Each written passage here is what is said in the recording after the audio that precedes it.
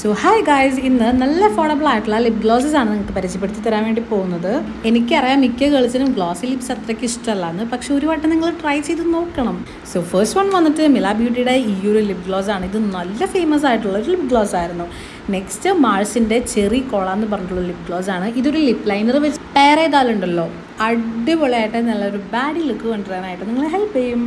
So next one വന്നിട്ട് ഈ ഒരു ഗ്ലോസ്റ്റിക് ആണ്. ഇതിൻ്റെ ഫേവറേറ്റ് ആയിട്ടുള്ള ഗ്ലോസ്റ്റിക് ആണ്. ഇതും ഇതിൻ്റെ വേറൊരു ഷെയ്ഡും. ഇതും ലിപ് ലൈനർ വെച്ച് പെയർ ചെയ്താലാണ് അടിപൊളിയായിട്ട് നിൽക്കുന്നത്. ഇപ്പോൾ ഒരു ന്യൂഡ് ഷെയ്ഡ് പോലെ തോന്നും. നല്ല ലോങ് ലാസ്റ്റിംഗ് ആട്ടോ. പിന്നെ ഇത് മാൾസിൻ്റെ ഡ്രിപ്പ് ലിപ് മിസ്റ്റ് ആണ്.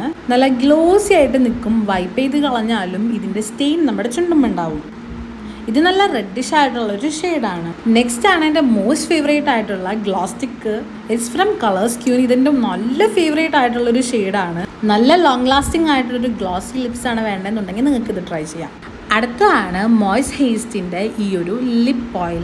ഇത് നല്ല ഗ്ലോസി ലിപ്സായിട്ട് നിൽക്കുന്നതിനെ ഹെൽപ്പ് ചെയ്യുന്നുണ്ട്. നല്ല ലോങ് ലാസ്റ്റിംഗ് ആയിട്ട് നൈറ്റൊക്കെ എന്തെങ്കിലും ഫംഗ്ഷന് പോകുമ്പോൾ തിളങ്ങി നിങ്ങളുടെ ചുണ്ട് നിൽക്കണം എന്നുണ്ടെങ്കിൽ ഉറപ്പായിട്ടും ഇത് ട്രൈ ചെയ്ത് നോക്കാം. ഇതിനങ്ങനെ കളറൊന്നും ഇല്ല കേട്ടോ. ലിപ്പ് ലൈനർ വെച്ച് പെയർ ചെയ്താലാണ് നല്ല അടിപൊളിയായിട്ട് ഇത് നിൽക്കുക.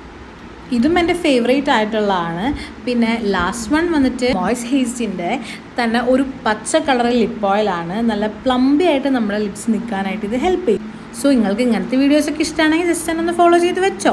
അപ്പം നാളെ കാണാം. ബൈ.